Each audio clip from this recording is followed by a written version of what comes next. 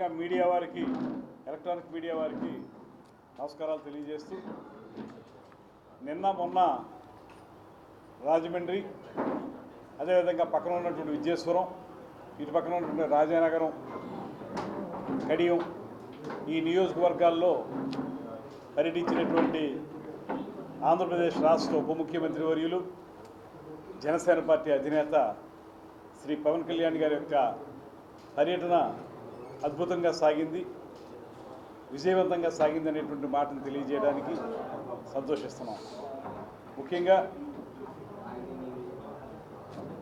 చూడు బాబులు, మన తనొచ్చు ప్రకాష్, వీర ప్రకాష్,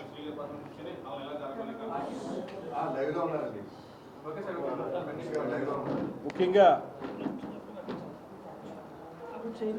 2027లో జరగబోయేటువంటి పుష్కరాల్ని ఏ విధంగా నిర్వహించుకోవాలి, కాలుష్య రహితమైనటువంటి పుష్కరాలుగా నిర్వహించుకోవడం ఎలాగా, సమర్థవంతంగా నిర్వహించుకోవడం ఎలాగా, సమయం తక్కువ ఉంది కనుక తొందరగా వాటిని ఒక్కొక్కటి కార్యక్రమాలని ఏర్పాటు చేసుకోవడం ఎలాగనేటువంటి అంశాల మీద ఉప ముఖ్యమంత్రి గారు చాలా స్పష్టమైనటువంటి రోడ్ మ్యాప్ని అందించడం జరిగింది.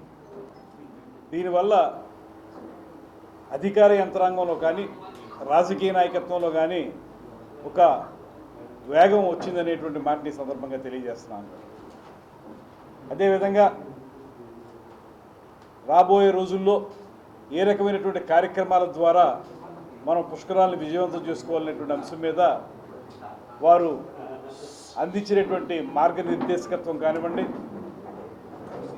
ఆదేశాలు కానివ్వండి, ఇవన్నీ కూడా మా అందరికీ కూడా ఇంకా బాగా పనిచేయడానికి ఉపయోగపడతాయనేటువంటి మాటని తెలియజేస్తున్నాను. ఇవాళ ముఖ్యమంత్రి గారు చంద్రబాబు నాయుడు గారి నేతృత్వంలో పుష్కరాలని అద్భుతంగా నిర్వహించాలనేటువంటి ఒక కార్యాచరణ ఇప్పటికే రూపొందింది. దానికి కొనసాగింపుగా ఉప ముఖ్యమంత్రి గారు నిన్న రావటం, నిన్న మొన్న సమీక్షలు చేయడం ద్వారా ఫోకస్డ్గా పనిచేయడం ఎలాగా, అనుకున్నటువంటి లక్ష్యాలేంటి, వాటిని సాధించుకోవటం ఎలాగా, వాటికి నిధులు సమకూర్చుకోవడం ఎలాగా అనేటువంటి అంశాల మీద కూడా కొంత స్పష్టత వచ్చింది. అదేవిధంగా పంచాయతీరాజ్ శాఖ ద్వారా ఈ 6 జిల్లాలు ఏవైతే గోదావరి నదీ పరివాహక ప్రాంతంలో ఉన్నటువంటి 6 జిల్లాలు, అక్కడ జరిగేటువంటి పుష్కరాలకు సంబంధించి పంచాయతీరాజ్ శాఖ మేరకు ఒక 100 కోట్ల రూపాయలు నిధులను ఇవ్వడానికి ముఖ్యమంత్రి గారు, ఉప ముఖ్యమంత్రి గారు చొరవ చూపించడం కూడా మా అందరికీ చాలా ఆనందదాయకమైనటువంటి మాటని సందర్భంగా తెలియజేస్తున్నాం. వారు ఇక్కడికి వచ్చారు, కొన్ని సూచనలు చేశారు.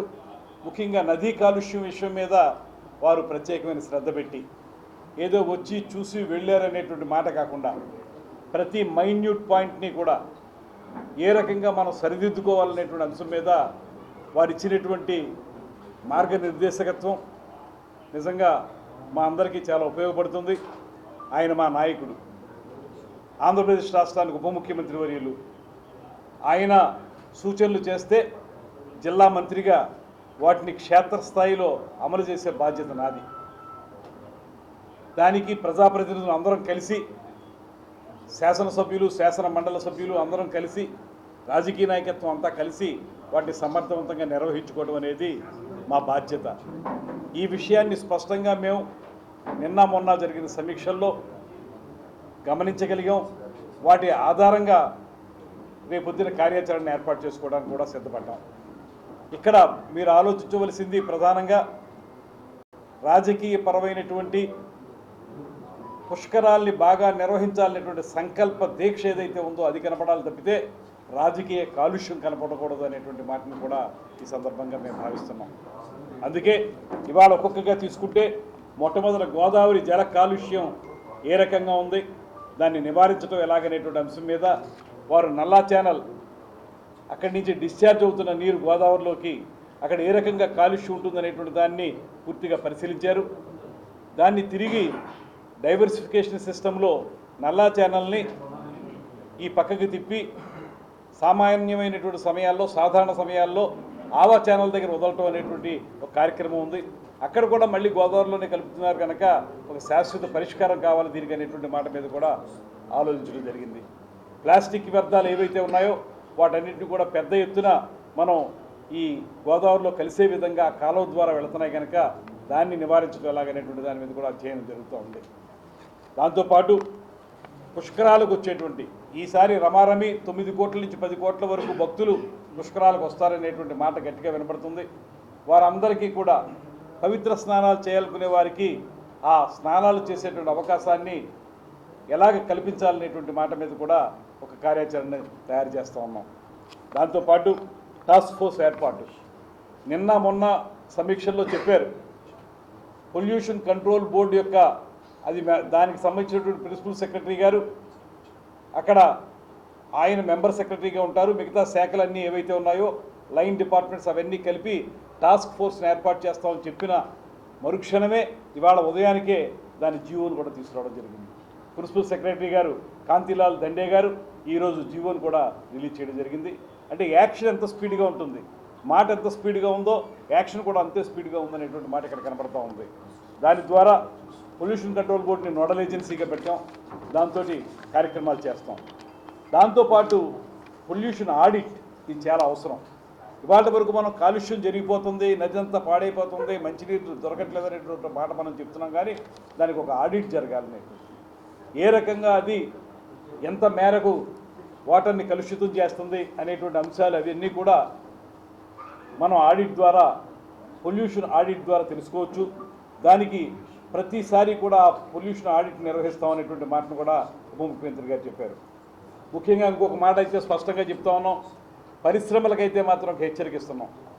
మీరు ఇక్కడ వనరులను ఉపయోగించుకుని ఇక్కడ ఉన్నటువంటి సంపదను ఉపయోగించుకుని మీరు లాభాలు పొందుతున్నారు, ధనార్జన చేస్తున్నారు.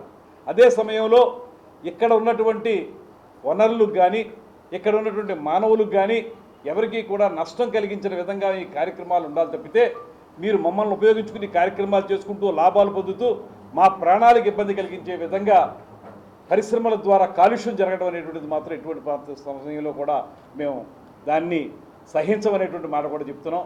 ముఖ్యంగా ఆంధ్ర పేపర్ మిల్లు వారికి కూడా ఈ సందర్భంగా గట్టిగా హెచ్చరిక చేస్తూ ఉన్నాం. ఇవాళ మేము చూసాం అక్కడ నది ఏ రకంగా కాలుష్యం అవుతుంది. మీరు ఎఫ్లూయెంట్ ట్రీట్మెంట్ చేశామని చెప్తున్నారు, ఎఫ్లూయెంట్ ట్రీట్మెంట్ చేసే నీటిని గోదావరిలో వదులుతున్నామని చెప్తున్నారు. కానీ మీరు ఎఫ్లూయెంట్ ట్రీట్మెంట్ చేసామని చెప్పిన తర్వాత మీరు రిలీజ్ చేస్తున్నటువంటి వాటర్ని నిన్న ఉప ముఖ్యమంత్రి గారు మేము అందరం కలిసి చూడడం జరిగింది. అక్కడ pH వాల్యూ 7కు పైనే ఉంది. అంటే మీరు ఎఫ్లూయెంట్ ట్రీట్మెంట్ చేసేసాం, శుద్ధి చేసి నీటినే గోదావరిలోకి వదులుతున్నామని చెప్పి దొంగ మాటలు చెప్పి మమ్మల్ని నమ్మిస్తూ మీరు కలుషితమైన నీటిని తిరిగి ఆ వ్యర్థాలతో కూడినటువంటి కలుషితమైన నీరునే తిరిగి గోదావరిలో వదులుతున్నారంటే మీకు ఎంత బాధ్యతారహిత్యంగా ఉన్నారనేటువంటి మాట. ఒక పక్కనేమో లాభాలు విపరీతంగా పొందుతున్నారు, అక్కడ కార్మికులకేమో సరైన జీతాలు ఇవ్వరు. ఎవరైనా జీతాలు కావాలి, మాకు న్యాయసమ్మతమైనటువంటి జీతాలు ఇమ్మంటే లాకౌట్ చేస్తూ ఉంటారు కడియం పేపర్ మిల్ని. మరో పక్కన ఈ కాలుష్యం ద్వారా పుష్కరాలకు వచ్చేటువంటి వారు మాత్రమే కాదు, ఇవాళ మీరు నదికి పై భాగంలో మీ కాలుష్య వ్యర్థాలని అక్కడ రిలీజ్ చేస్తుంటే దిగువ భాగంలో వాటర్ వర్క్స్ ద్వారా ఈ నగరానికి కావాల్సిన మంచినీరు మేము తీసుకుంటున్నాం. అంటే ఆ కాలుష్యకారకమైనటువంటి మంచినీటినే తాగునీటిగా మేము తీసుకోవాల్సిన పరిస్థితి వస్తుంది మీ వల్ల. ఇది తీవ్రమైనటువంటి అంశంగా పరిగణిస్తున్నాం. వారికి హెచ్చరిక చేస్తూ ఉన్నాం. ఇవాళ పరిశ్రమల వారికి లేకపోతే ఎవరైతే పర్యావరణాన్ని విధ్వంసం చేసేటువంటి వారికి ఒకే హెచ్చరిక చేస్తాం. ఈ రకంగా నీటి కాలుష్యాన్ని, నదీ కాలుష్యాన్ని, ప్రజలకి కాలుషితమైనటువంటి నీటిని అందించేటువంటి విధానం ఏదైతే ఉందో దాన్ని చేస్తే మాత్రం మీ మీద చట్టపరంగా తీవ్రమైన చర్చలు ఉంటాయనేటువంటి హెచ్చరికను కూడా ఈ సందర్భంగా ఇస్తూ ఉన్నాం. అదేవిధంగా గ్రామస్థాయి ప్రణాళికలు ఇవాళ డిప్యూటీ సీఎం గారి యొక్క సూచనల మేరకు ప్రతి గ్రామంలో కూడా ఒక ఘాట్ ఉంది.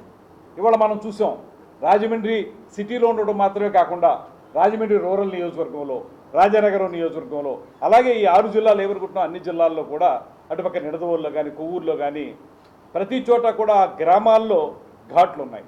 అందువల్ల ప్రతి ఘాట్ని కూడా బాగు చేసుకుని భక్తులకి సరైనటువంటి పుణ్యస్నానం ఆచరించే విధంగా చేయడం కోసం పంచాయతీరాజ్ శాఖ, ఆ గ్రామాలు అవి కలిసి, ఆ గ్రామాల్లో ఉన్నటువంటి పరిపాలనా విభాగాలు కలిసి ఒక యాక్షన్ ప్లాన్ తయారు చేసేటువంటి కార్యక్రమాన్ని కూడా శ్రీకారం చుట్టాం. అదేవిధంగా పుష్కరాల బడ్జెట్ మీ అందరికీ తెలుసు, ఇంతకుముందే మన కలెక్టర్ గారు కూడా చెప్పారు. రమారమి 8,500 కోట్ల రూపాయలతోటి ఒక ప్రణాళిక 6 జిల్లాలకు సంబంధించి ఈ పుష్కరాల నిర్వహణకి చేయాలనేటువంటి చేసాం. దానికి సంబంధించి వివిధ డిపార్ట్మెంట్లు అన్నీ కూడా దాంట్లో పొందుపరిచి ఎవరెవరు ఏం చేస్తే పుష్కరాలని మనం పోలీస్ శాఖ కానీ, అదేవిధంగా పంచాయతీరాజ్ శాఖ కానీ, మున్సిపల్ శాఖ కానీ, ఇతరత్ర ఏ శాఖలో ఇందులో ఇన్వాల్వ్మెంట్ అన్ని శాఖలకి సంబంధించి కార్యక్రమాలను చేయడానికి ఆ పెట్టుబడులు ఇంత అవసరం అవుతాయనేటువంటి మాటతోటి ముఖ్యమంత్రి గారికి నివేదించడం కూడా జరిగింది. దాని మీద ఇప్పుడు ఆ పనులు కూడా ప్రారంభమై శరవేగంగా ముగిసేలా కూడా ఓ ప్రయత్నాన్ని ప్రారంభిస్తున్నాం.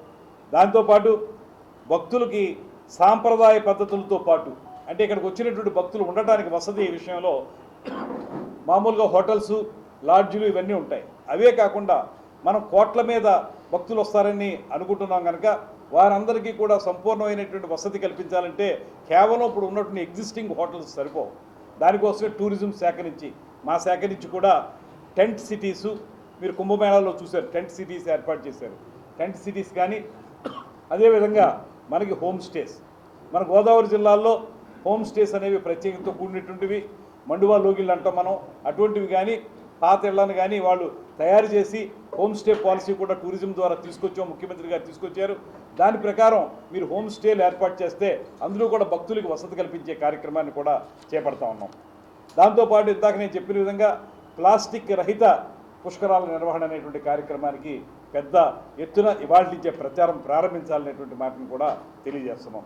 దాంతో ఇవాళ విద్యేశ్వరం సిద్ధాంతం ఏటిగట్టు నిర్మాణం, దానికి సంబంధించి